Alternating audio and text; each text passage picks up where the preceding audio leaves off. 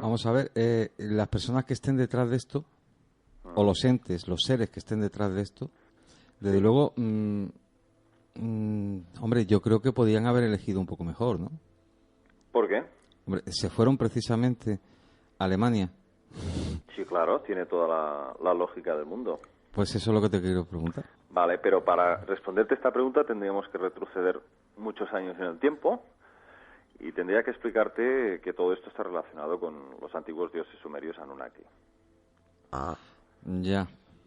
claro. Entonces, bueno, te lo resumo brevemente. El dios sumerio Enlil, conocido como el dios del viento y de las tormentas, fue también el Yahvé bíblico, el sangriento Yahvé bíblico, el que pedía ofrendas rituales, los llamados holocaustos, matanzas terribles de animales, incluso de personas, con lo cual estamos hablando de entidades que hemos tomado por dioses, pero no tienen nada de dioses, Sí.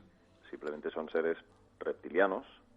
Sé que suena muy fuerte decir eso, pero hay una investigación detrás, hay gente muy seria estudiando el tema, y tenemos casi todas las evidencias ya sobre la mesa para realmente asegurar, sin ningún género de duda, de que estamos hablando de reptiles humanoides de gran estatura y de un psiquismo tremendo para manipular la mente del ser humano. Entonces, estos seres, como digo, pues concretamente lo que les interesaba era crear como una especie de estirpe genética a través de líneas monárquicas, que contuvieran un gen predominante de ellos, un gen Anunnaki, un gen reptiliano. Entonces, gracias a eso, empiezan a instituir pues estas líneas de faraones, de sumos sacerdotes, de monarcas, y todo esto se va extendiendo primero en Babilonia, después en Egipto, y de Egipto se traslada a todas las familias europeas, familias monárquicas europeas. Entonces, bueno, ¿qué ocurre aquí? En el principio, cuando crean a los Lulú, a los también llamados cabezas negras, y esto te lo resumo brevemente, el ser humano es un producto genético de estas entidades, no ha habido ningún tipo de evolución, como se ha intentado hacernos creer durante tanto tiempo a través de las teorías darwinistas que no se sostienen ni por un hilo, en donde incluso a nivel genético sabemos perfectamente que ha habido un ensamblaje, un corte y un ensamblaje concretamente de 2 cromosomas, el 2 y el 3, han sido completamente manipulados genéticamente. Esto la evolución no puede hacerlo. Es posible que tengamos parte de los homínidos, probablemente a través de un mestizaje, un cruce genético. Pero de ahí a decir que venimos del mono es una cosa completamente absurda. Ahí están los monos, desde hace miles de años. No se ha visto aún ningún tipo de evolución en sí mismo. Que haya diferentes ejemplares que hayan dado ese salto evolutivo, ¿no? Entonces, el tema es este. Es muy extenso, pero te lo voy a resumir. Este ser, Enlil, este dios Anunnaki, tan iracundo que pues está descrito perfectamente en la Biblia, como a través de esta raza, los judíos, que luego sabemos que no son autóctonos de Israel, sino que vienen todos, tanto judíos como sumerios, vienen de los montes Cáucaso. Y de ahí viene la raza aria, evidentemente los vikingos, etcétera, los fenicios. Entonces hay un linaje que es el que ellos buscan, el que ellos necesitan para crear estas líneas monárquicas, y eso es lo que en la Biblia se habla también de la ley de la simiente, en que les hacían incluso procrear con sus propias hermanas. O sea, el incesto no solo era algo mal visto, sino todo lo contrario, era una obligación, porque a ellos lo que les interesaba era perpetuar esas líneas genéticas puras de estos genes Anunnaki, de estos dioses.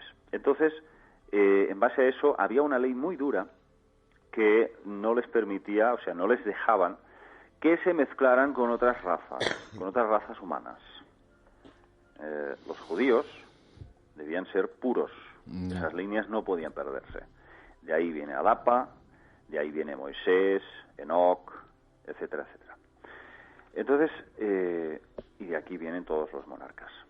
Todos los monarcas se ha podido hacer un estudio genealógico y se ha llegado a la conclusión de que todos provienen de estos primeros personajes bíblicos y sumerios. De alguna forma, yo creo que tiene mucho que ver el nazismo, incluso ya desde el germen del nazismo. Esta rabia, esta especie de racismo contra los judíos. Y uno puede pensar que es contradictorio y sin embargo no lo es. Porque yo lo que veo es que aquí lo que hay es como una especie de venganza.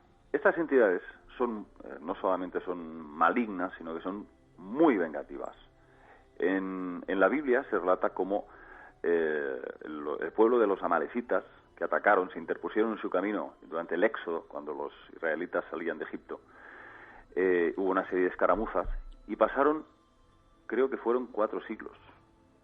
Y Yahvé aún se acordaba de que se habían interpuesto en su camino, y pidió la exterminación total y definitiva de un pueblo. Se cargaron, efectivamente, a los amalecitas, no dejando ni siquiera a mujeres ni niños. Yeah. Entonces vas viendo este tipo de actuaciones de estas entidades, de estos dioses, y uno se da cuenta de que Hitler no era más que otro Mesías bíblico. No hay ninguna diferencia entre Hitler y Moisés o cualquiera de estos personajes bíblicos. Son mediums, son canales, pero también son seres que están poseídos, absolutamente. Uh-huh. Entonces Hitler fue uno más de estos títeres humanos, que probablemente también contenía algún tipo de gen que fue más fácil, más susceptible de poder ser manipulada su voluntad, su mente, para hacer lo que hizo. Aquello fue casi un apocalipsis, ¿no? Entonces, se cebó contra los judíos, evidentemente, porque eso era como una forma de venganza. Encontrando este Enlil Yahvé, yo lo llamo así, encontrando, como digo, ciertas líneas genéticas más puras en la raza aria, en la raza, digamos, en las razas germánicas. Y eso es lo que ocurrió, no es más que eso, simplemente pues una forma de intentar establecer un tercer Reich de terror y de controlar el planeta a través de una raza superior, que pudiese devorar al resto que no interesa. ¿Cuáles son las razas que no interesan? Pues la raza negra, las razas aborígenes, las razas indígenas, que son las que custodian los grandes secretos de la Tierra, es decir, son los guardianes de la Tierra, los que tienen todas las claves chamánicas para liberar al ser humano de estos reptilianos. Entonces, ahí está el tema. A partir de aquí, no sé cómo lo veis. No, vamos a ver, está respondida la pregunta que te ha hecho Eduardo sobre por qué Alemania. Me ha encantado la contestación, lo que siento es haberte sacado de la exposición que estabas dando. ¿Cómo? Que me ha encantado la explicación que has dado, además lo he entendido perfectamente. Lo que siento es haberte sacado de la exposición del hilo que estabas llevando.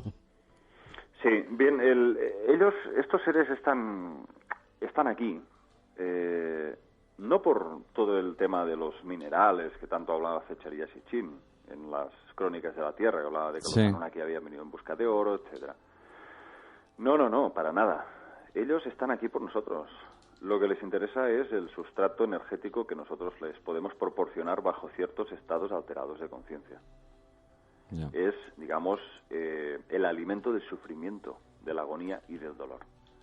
El cerebro humano genera potentísimas ondas, de muchos tipos, pero sí sabemos concretamente que bajo ciertos estados de angustia, pues desde luego esas vibraciones pues se vuelven muy inestables, se vuelven más densas.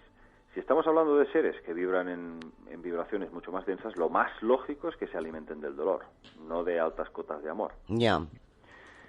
Entonces ahí está uno de estos temas, ¿no?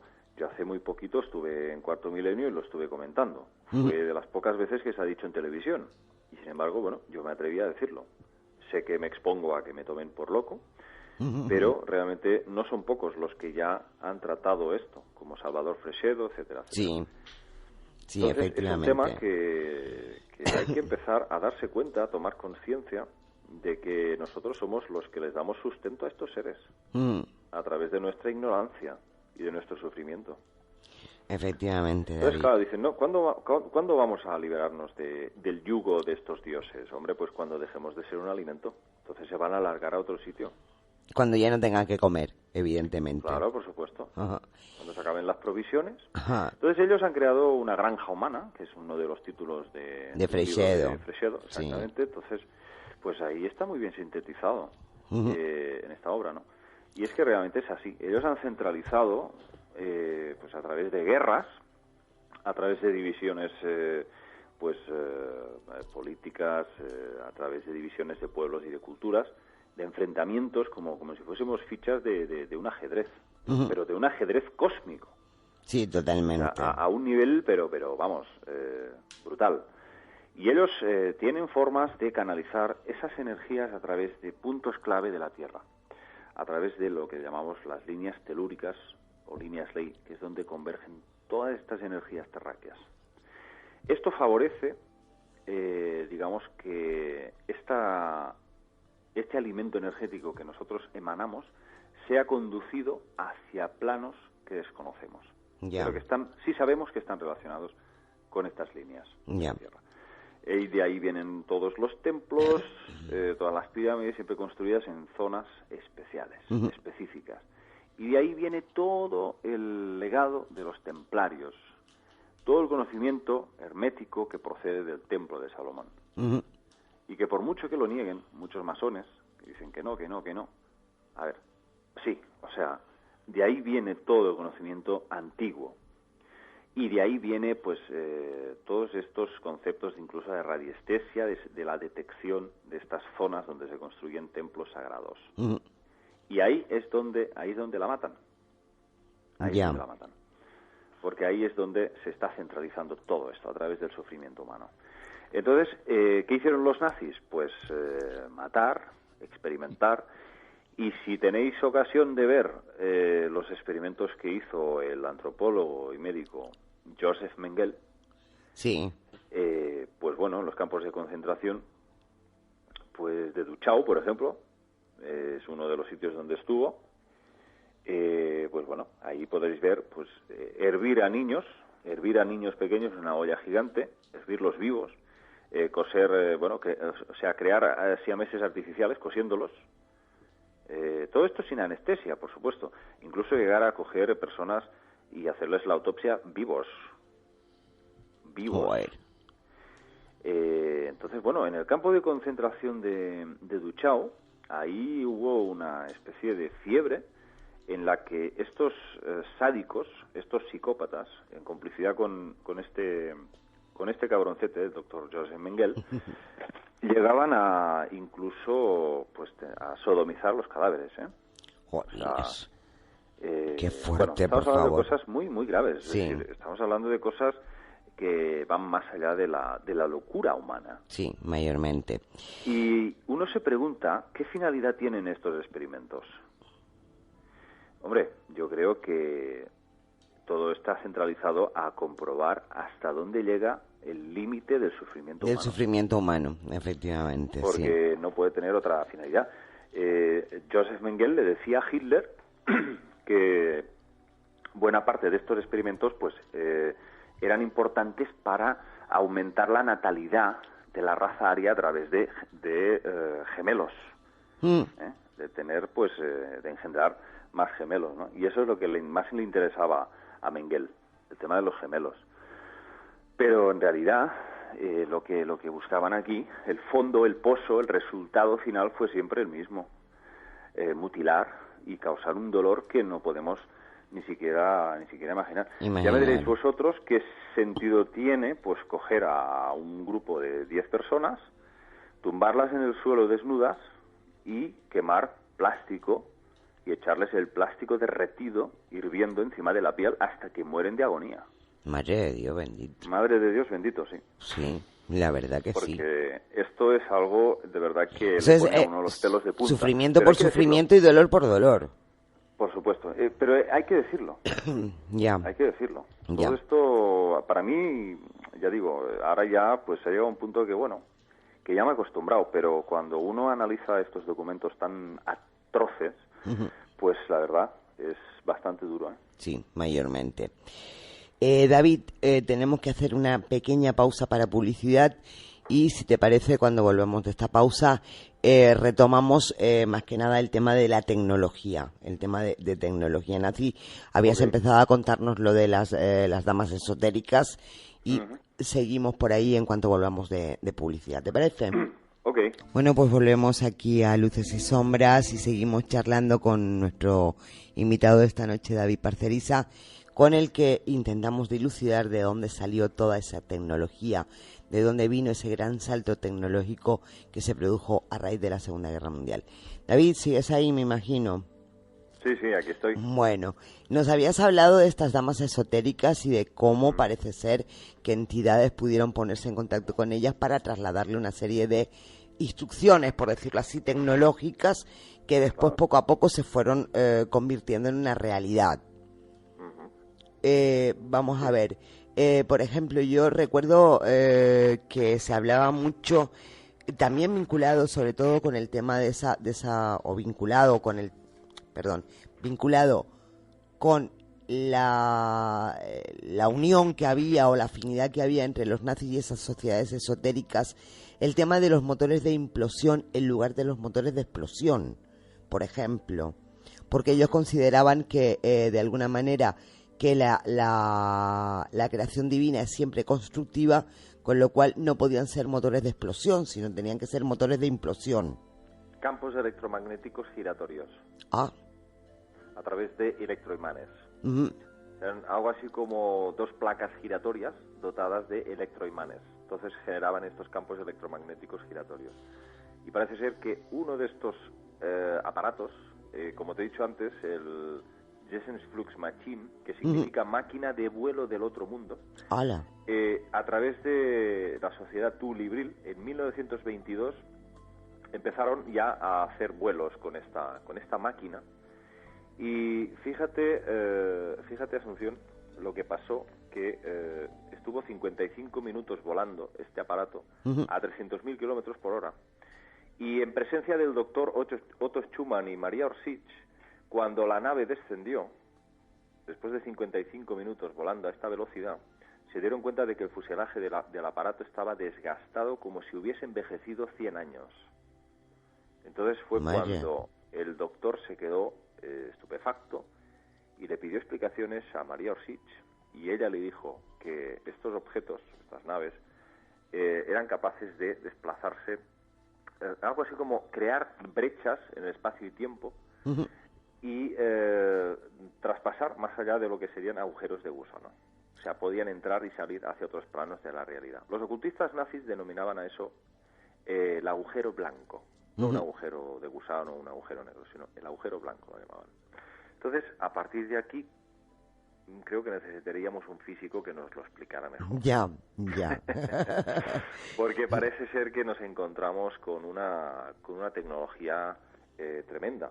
Yo el hecho en sí de que estos mensajes se hayan recibido en lenguaje sumerio, pues ya me da que sospechar bastante de cuáles eran estas entidades. Sí, Yo creo que eran las mismas, son las mismas. O son las mismas de siempre, sí. Sí, las mismas de siempre, exactamente. David, ¿qué sabes de si llegaron realmente a construir lo que se podría llamar una nave nodriza, el Andrómeda Gerat, el aparato de Andrómeda? Dicen que era algo parecido a una nave nodriza, inmensa, impresionante, pero que de alguna manera no se sabe a ciencia cierta si se llegó a construir antes de terminar la Segunda Guerra Mundial o si se construyó después. Bueno, no lo sé, sinceramente, pero hay rumores, parece que se han podido filtrar a través de... Bueno, vamos a explicar un poco lo que es la operación Paperclip porque es clave. Vale. La operación Paperclip es una operación llevada a cabo desde el Estado Mayor del Pentágono. Parece ser que los americanos tuvieron acceso a toda la documentación, a todos los dossiers que los nazis habían ido compilando durante la Segunda Guerra Mundial. A través de no solamente los experimentos del doctor Joseph Mengele, que